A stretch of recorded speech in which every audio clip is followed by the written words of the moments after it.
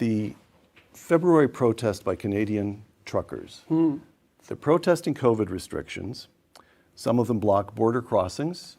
Some of them snarl the capital city of Ottawa. A quotation, then a video clip. Here's the quotation. You, in a message you taped for the protesters, I'd like to commend all of you for your diligence and work on accomplishing what you have under trying conditions, and also for keeping your heads in a way that's been a model for the entire world. Close quote. Now the clip. It has to stop. The people of Ottawa don't deserve to be harassed in their own neighborhoods. They don't deserve to be confronted with the inherent violence of a swastika flying on a street corner, or a Confederate flag, or the insults and jeers just because they're wearing a mask. That's not who Canadians are. All right, so I can hardly even look at him. Here's the first question.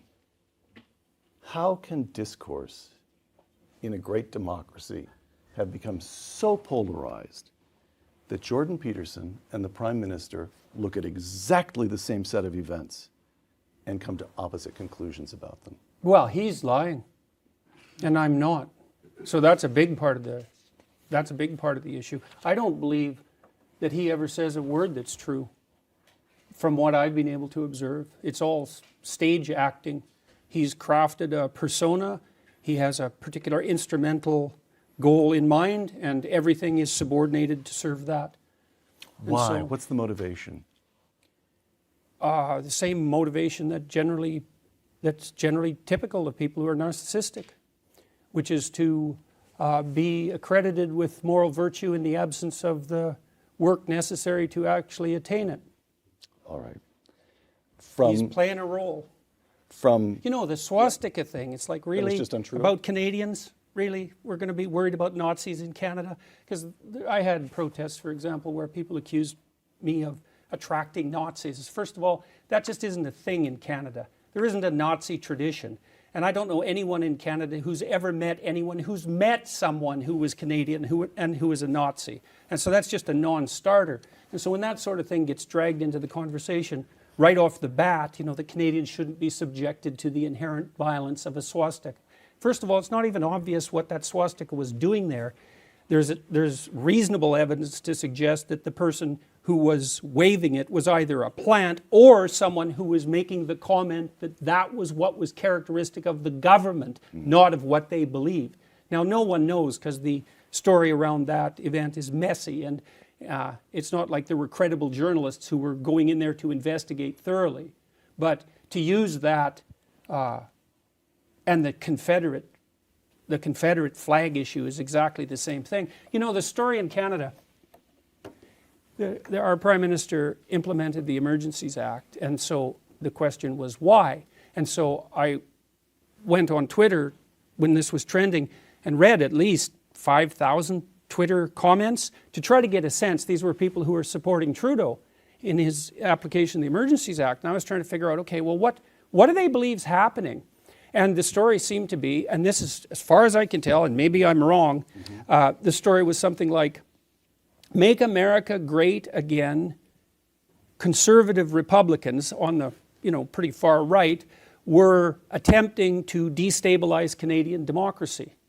And so my question was, well, what makes you think they care, first of all, about Canada and its democracy? And second, why in the world would they possibly do that? You need a motive for a crime like that. And that was at the same time the CBC was insisting, the Canadian Broadcasting Corporation, which is subsidized by the Liberals to the tune of $1.2 billion a year, was insisting that most of the money that the truckers raised was foreign financed. If it wasn't the bloody Russians, then it was the American conservatives. And so that all turned out to be a complete lie. And so, fine, it's Republican right-wingers trying to destabilize Canadian democracy. Why? No one has an answer for that, because what's in it for them? And then, okay, 3 days later, the Emergency Act was lifted. And I thought, okay, now what are they going to make of that? What could possibly be the rationale for that? And the rationale was, well, that just shows you how effective he was. We had this coup. ready to go that was financed by Americans, apparently, and our Prime Minister acted so forthrightly that we only needed to be under the strictures of the Emergency Act for 3 days. It's like, okay, I don't even know what sort of world I exist in where those things are happening. So, and then Canadians, why do Canadians buy this to the degree they do? And I think they're faced with a hard choice, because in my country, for 150 years, you could trust the basic institutions. You could trust the government. It didn't matter what political party was running it. You could trust the political parties, right from the socialists over to the conservatives. The socialists were mostly union types, and they were trying to give the working class a voice, and honestly so. You could trust the media. Even the Canadian Broadcasting Corporation was a reliable source of news. None of that's true now, and so Canadians are asked to make a hard choice, or were in the truckers' convoy situation, and the choice was, well, either all your institutions are almost irretrievably corrupt, or the truckers were financed by like right-wing Republican Americans. Well, both of those are preposterous. You might as well take the one that's least disruptive to your entire sense of security. And so I think that's what Canadians did, mostly. All right.